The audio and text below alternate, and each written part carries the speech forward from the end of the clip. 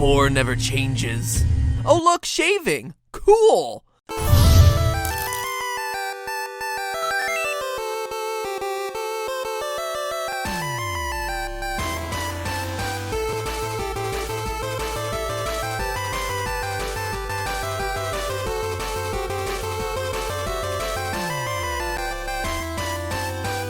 Hello, Internet! Welcome to Game Theory, and to the conclusion of what I'm going to lovingly call our Apocalypse Trilogy. I mean, think about it. You had Mad Max, Fallout, and FNAF 4. Yep, 3 games symbolizing the fall of rational humankind. First things first, just in case you've been living deep underground in a surprisingly clean, roomy, and self-sustaining bomb shelter for the past month and a half, as part of a series of games announced at this year's E3 conference, which left many a gamer weeping for joy, Bethesda grew my cold, scientific heart 3 sizes that day, probably through radiation more than love, when it announced Fallout 4 isn't only a real game, but that it'll be here before the end of the year. Now that is how you make an announcement. Take that, vague Kingdom Hearts 3 trailer. But for one gamer out there, this wasn't just super exciting. It was the culmination of almost 8 years of careful and diligent work.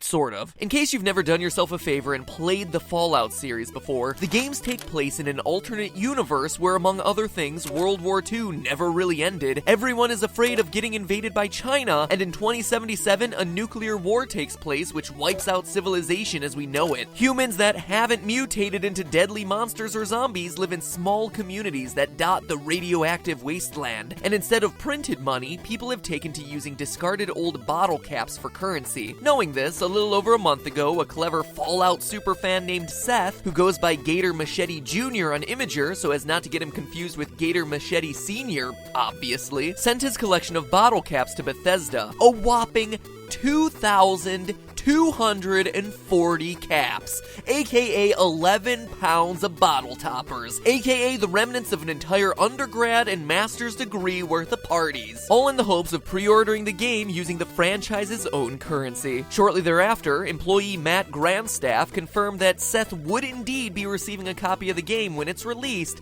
on November 10th, unless they decide to pull a Scott Cawthon and release it like a week ago. Now, other than being an extremely cute and encouraging story about how seriously Bethesda takes the dedication of their fan base, this got the wheels in my head turning a bit. Just how much are bottle caps from the Fallout universe worth in real-world US dollars? And how many of those bottle caps would it take to actually reach the real-world monetary value of a brand new copy of Fallout 4, aka $59.99 plus tax, with exclusive in-store pre-order bonuses like Dirty Brown Skin 1, Dirty Brown Skin 2, useless rifle that you'll feel compelled to keep since you got it as an exclusive pre-order in-store bonus, and your own real-world Pip-Boy.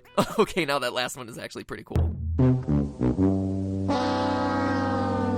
So saddle up, strap on your power armor, and grab your laser Tommy guns, because now I'm going to use my patented version of Mind Vats to walk you through exactly how we're gonna figure this out. To understand the math behind bottle cap cash, you first have to understand how currencies work. When you think of money, you probably think of pills.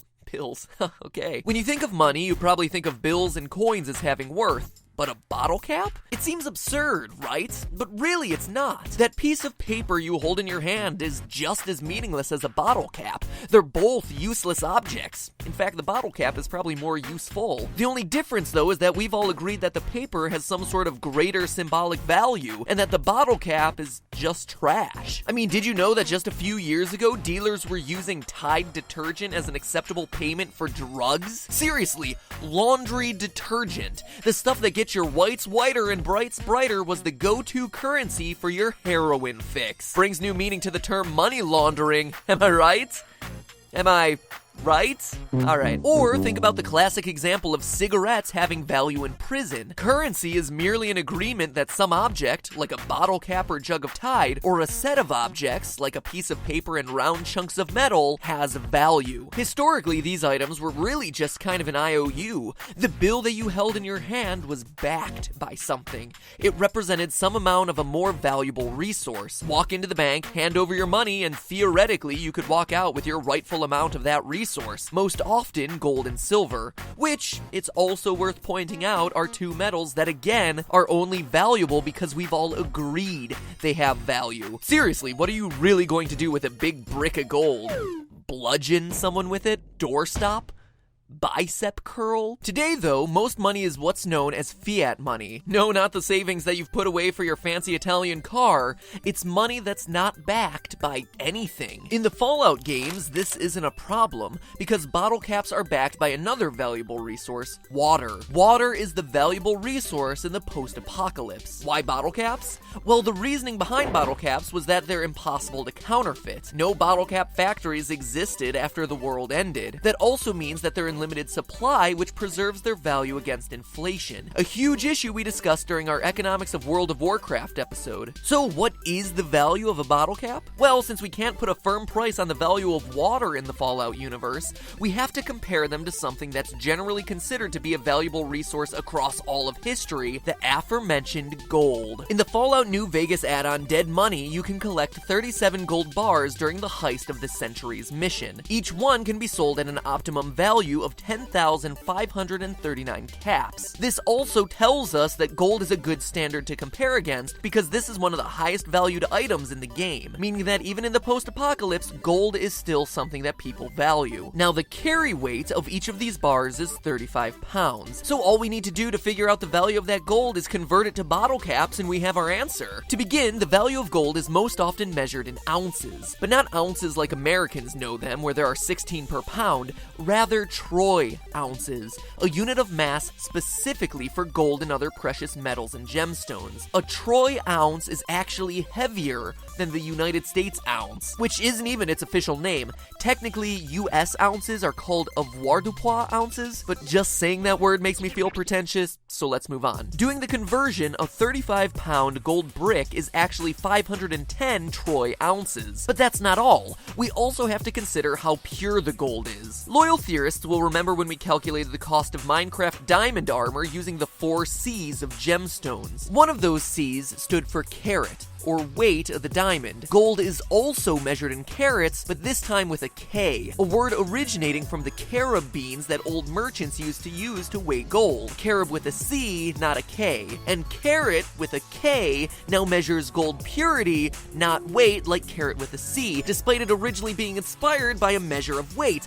You know what? They really just the whole system up. So 24 karat gold is pure gold. This can also be expressed by saying that it's 999 out of 1,000 parts gold, which again isn't technically pure 100% since there's that one missing thousandth, but whatever, gold merchants are dumb. So in Fallout we see the gold bar being marked with 999.9, telling us that this is a pure chunk of 24 karat gold. As such, thankfully, we don't need to do any other funky calculations. So the price per gold in the Fallout universe is 10,539 caps divided by 510 troy ounces, or about 21 caps per troy ounce of pure 24 karat gold. Now to finally relate it to something we know, the price of gold in dollars. And I wanted to do that as accurately as possible, which meant pinning down the exact year the Fallout universe completely diverted from our own timeline, which according to developers is when culture essentially froze where it was. After reading as many interviews as I could find, the best I could conclude was that the split occurred sometime around the 1950s. But here on Game Theory, I'm not satisfied with just rough estimates. I had to get a little creative. The only real connection I could find between Fallout's universe and our own reality, besides a few dialogue references and landmarks,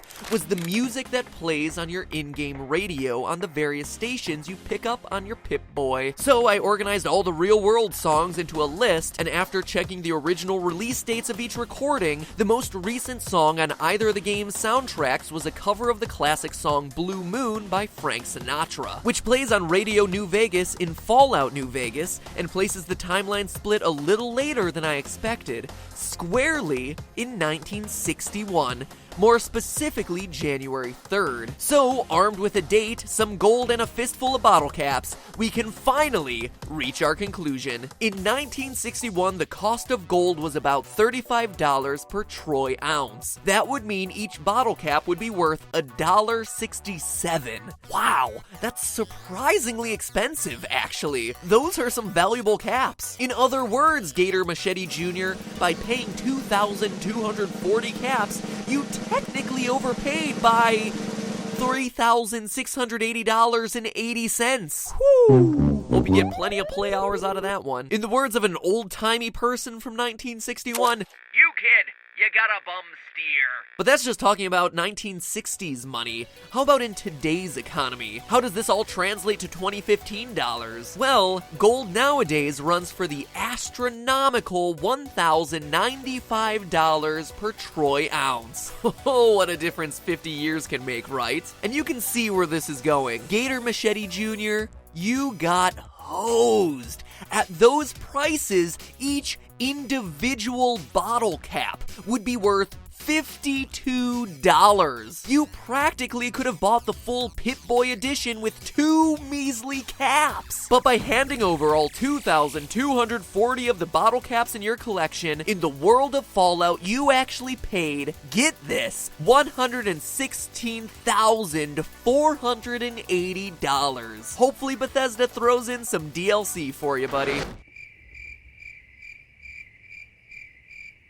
Seriously, for that price you could have bought something useful, like a house, or this picture of Mount Dogmore that I found. Etsy is a weird site. Now, I've done this enough times to know that some of you in the comments will complain about me using comparisons to in-game gold. Oh, it's fictional currency, Okay, fine. So let me run one last calculation, finding out how much real-world bottle caps are worth today, and figuring out how much Gator Machete actually paid. Well, here's how dedicated I am to you.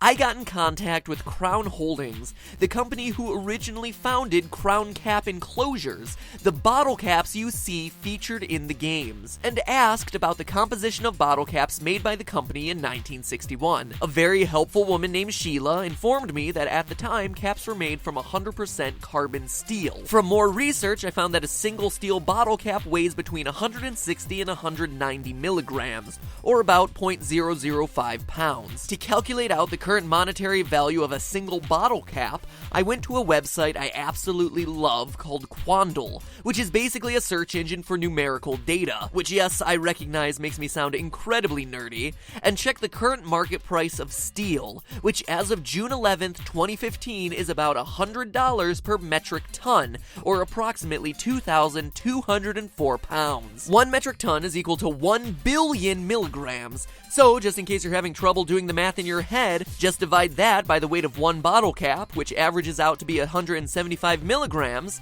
and we can see that to get $100 worth of bottle caps, aka 1 metric ton of them, you'd need 5,714,285 caps. Divide that by the $100, and we can equate $1 to 57,142 caps. That is quite the collection, which makes a $60 pre-order for Fallout 4 worth $3,428,571 bottle caps. Our pal Seth and his big bag of real-world caps paid less than 0.1% of what he would need for a straight trade. Seriously, he paid like 4 cents for the game. So good trade, Gator Machete Jr. I'm sure you've done Gator Machete Sr. proud. And hey, let's be honest, 4 cents for the game? It's a whole lot more than he would have gotten had he traded it into GameStop. Or if you wanted to hang on to all of your bottle caps, but were still feeling a little rumbly in the tumbly, then consider a trial run of Nature Box. For my favorites like Chipotle Maple Almonds, Strawberry Lemonade Fruit Stars, and Mini Belgian Waffles. Mini Belgian Waffles, they're so teeny and cute. Nature Box has over 100 snacks to choose from that get delivered straight to your doorstep. Radiation free, no less. And if you're a completionist, like I am, there's always more to try because they're constantly releasing brand new options every every single month, meaning that your taste buds are never gonna get bored. And right now, you can enjoy your first box of NatureBox snacks on them, but only at naturebox.com/MatPat, MatPat, and only if you act fast. So save your hard-earned bottle caps and head on over to naturebox.com/MatPat right now to unbox a world of taste. They're Vault Boy approved. Isn't that right, Vault Boy? Vault Boy and I were talking about it the other day. He likes Parmesan garlic pop pops. One last time, that's naturebox.com/MatPat for your first box of hand-picked snacks sent directly to your post-apocalyptic doorstep on them. And now, to close us out, remember, that's just a theory. A game theory.